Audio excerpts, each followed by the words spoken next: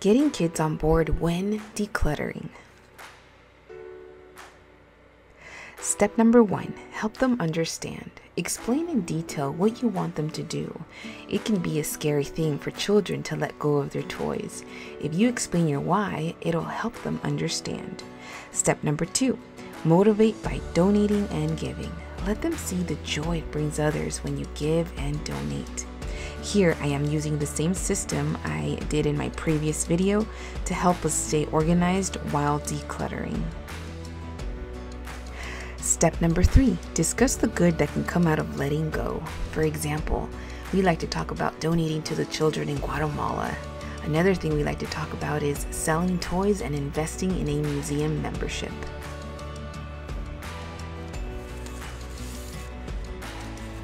Step number 4, ask them to help you, get them involved. Little ones love helping. Let them help.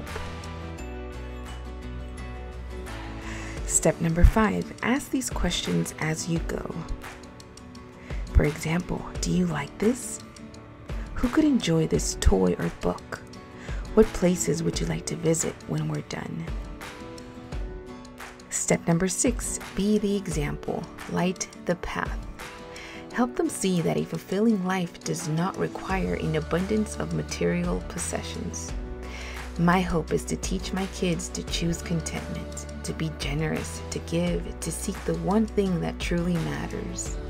It may look different for all of us, but this is what's worked for us.